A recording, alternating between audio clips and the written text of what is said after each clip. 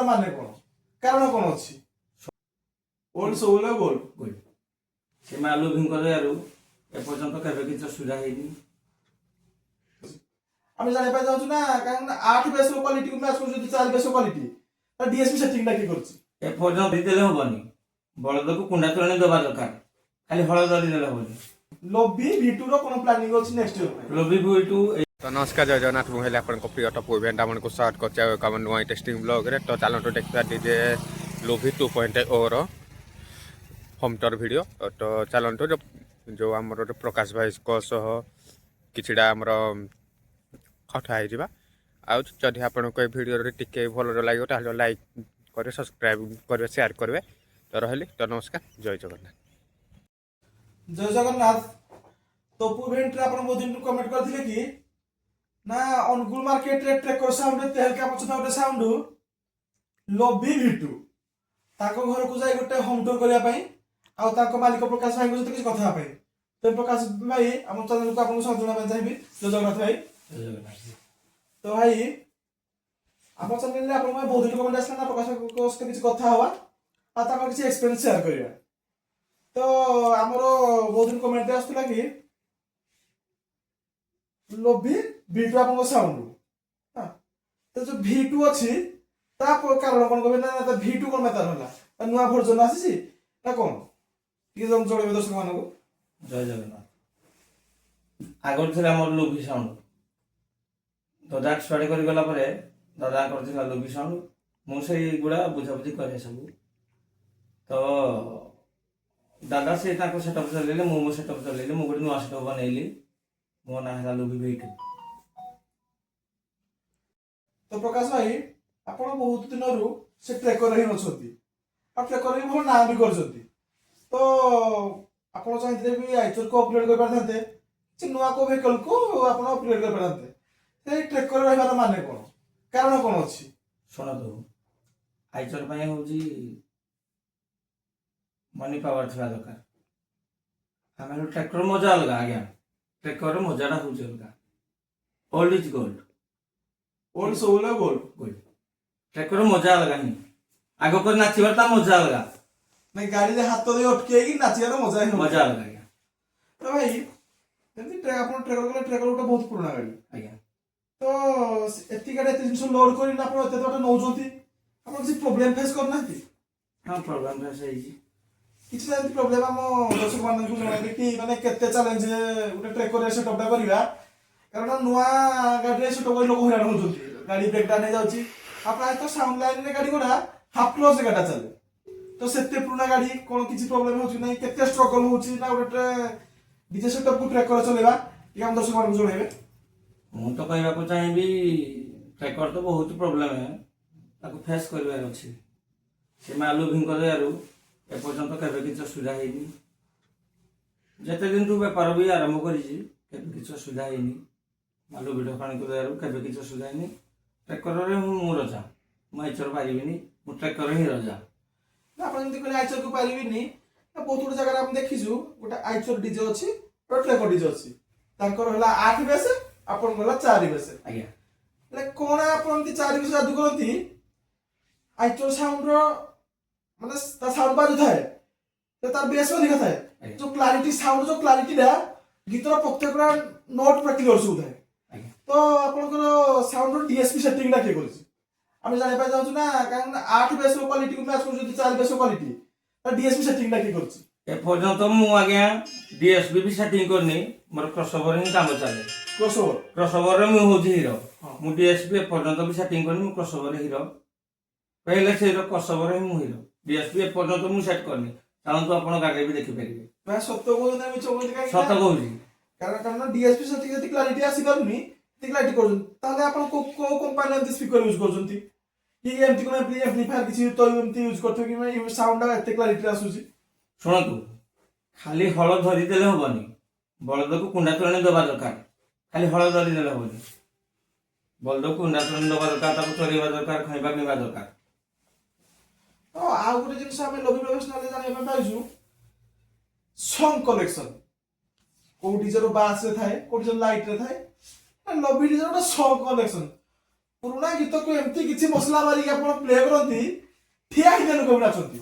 ଆଜ୍ଞା ତା କେମିତି ସେଟା କରନ୍ତି ଟିକେ କେମିତି ଲୋକକୁ ନଚିବା ପାଇଁ ଯୋଉ କଳାଟା ଅଛି ତା କଥା ଟିକେ ଆପଣ କହିବେ ଆମ ଦର୍ଶକ ମାନଙ୍କୁ। ଶୁଣନ୍ତୁ,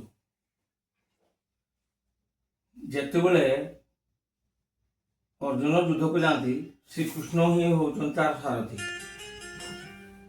ସମସ୍ତେ ନାଚିବା ଲୋକ ହେଲେ ଅର୍ଜୁନ, ଆମେ ହେଲୁ ଶ୍ରୀକୃଷ୍ଣ। ଆମେ ଯେମିତି ନଚେଇବୁ ଲୋକମାନେ ସେମିତି ନାଚିବେ। ଠିକ ଅଛି ଆଜ୍ଞା, ଆମେ ଯେମିତି ନଚେଇବୁ ଲୋକମାନେ ସେମିତି ନାଚିବେ।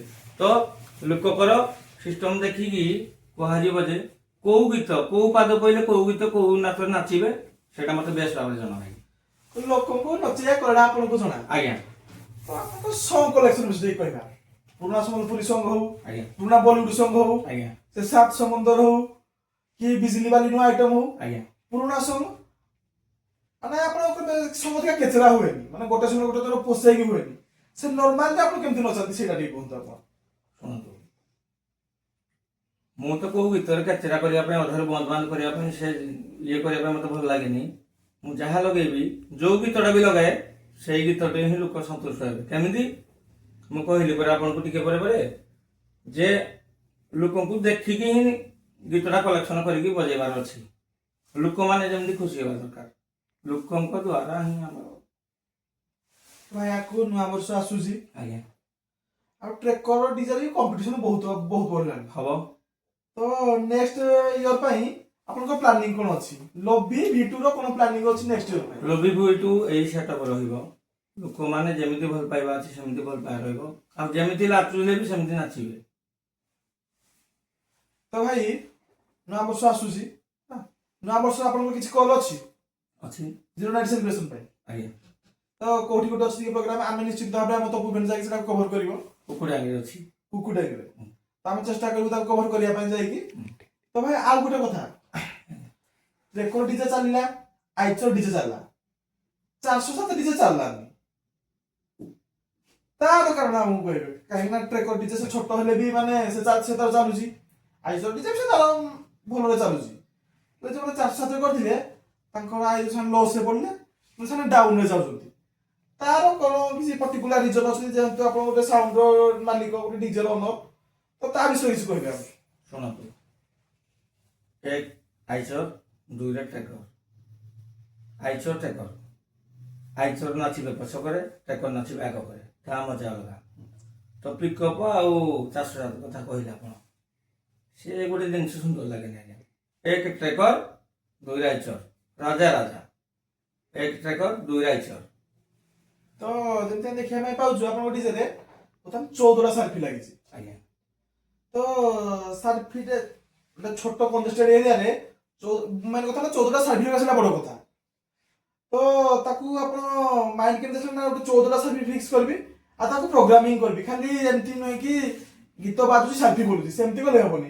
ଆମେ ଯାହା ଦେଖିଛୁ ଆପଣଙ୍କ ସାର୍ଫି ପ୍ରପରଲି ଗୀତ ଅନୁସାରେ ତାଳରେ ତାଳ ଦେଇକି ପଡେ। ଆଜ୍ଞା, କଣ ଆପଣ କରୁଛନ୍ତି ସେ ସାର୍ଫି ସହିତ? ସେ ଡେ ପ୍ରୋଗ୍ରାମ ହଉ ନାଇଟ୍ ପ୍ରୋଗ୍ରାମ ହଉ, ସେ 14ଟା ସାର୍ଫି ହିଁ ରହିବ। ସେ ଡେ ହଉ ଆଇଦର ନାଇଟ୍ ବି ହଉ, ସେ 14ଟା ସାର୍ଫି ହିଁ ରହିବ, ଖୋଲିବାର ନାହିଁ।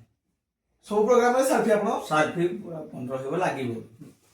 ଆଉ ଗୋଟେ କଥା ଡିଜେ କଲଚର ବିଷୟରେ ଆପଣଙ୍କୁ କହିବି, କମ୍ପିଟିସନ। ଡିଜେ ଭିତରେ କମ୍ପିଟିସନ ହଉଛି, ଆପଣ ବି କମ୍ପିଟିସନ କରୁଛନ୍ତି, ଆମେ ଦେଖିଛୁ 2-3ଟା ଜାଗାରେ। ଆଇଚର ଭିତରେ ଟ୍ରେକର ଭିତରେ ହଉଛି, ଯେତେବେଳେ କମ୍ପିଟିସନ ହୁଏ ଆପଣଙ୍କୁ ପର୍ସନାଲି କେମିତି ଫିଲ୍ ହୁଏ? କାହିଁକି ନା ଦୁଇଟା ଆଇଚର ମାଡ଼ ହଉଛନ୍ତି, ଆପଣଙ୍କ ପାଖେ ସେତିକି ଅଛି, ତାଙ୍କ ପାଖେ ବି ସେତିକି ଥାଇପାରେ ନା। ତ ଆପଣ କେମିତି ଫିଲ୍ ହୁଏ ଗୋଟେ ଆଇଚର ଭିତରେ ଯେତେବେଳେ ମାଡ଼ ହଉଛି, ତାଙ୍କର ପୁରା ଆମେ ଲୋକ ମାହୋଲ ଗୋଟେ ଜଣେଇ ଦେଉଛନ୍ତି, ତ ଆପଣଙ୍କୁ କେମିତି ଫିଲ୍ ହୁଏ ଯେତେବେଳେ ଟ୍ରେକର ଭିତରେ ହୁଏ? ଆଉ ଯେତେବେଳେ ଆପଣ କମ୍ପିଟିସନ କରନ୍ତି ଆପଣଙ୍କୁ କେମିତି ଲାଗେ? ଶୁଣନ୍ତୁ, ଫାଷ୍ଟ ତ ସବୁ ଠିକ ଠାକ ଥାଏ। ଧର ଅପୋଜିଟ ବାଲା କିଛି ଗୋଟେ ଟ୍ରାକ୍ ଫ୍ରାକ୍ ମାରିଲେ, ଆମକୁ ତ ନିହାତି ଟ୍ରାକ୍ ମାରିବାକୁ ପଡିବ। ତ ପବ୍ଲିକ ଦେଖୁଛନ୍ତି, ଆମେ ଯଦି ଗୀତ ବଜେଇଲୁ ସେ ଟ୍ରାକ୍ ମାରିଲା, ଆମେ ତ ଗୀତ ବଜେଇଲେ କିଛି ଶୁଭିବାର ନାହିଁ, ନିହାତି ଟ୍ରାକ୍ ମାରିବାକୁ ପଡିବ। ତ ସେଇ ଟାଇମରେ ରାଗ କିଛି ହେଇଯାଏ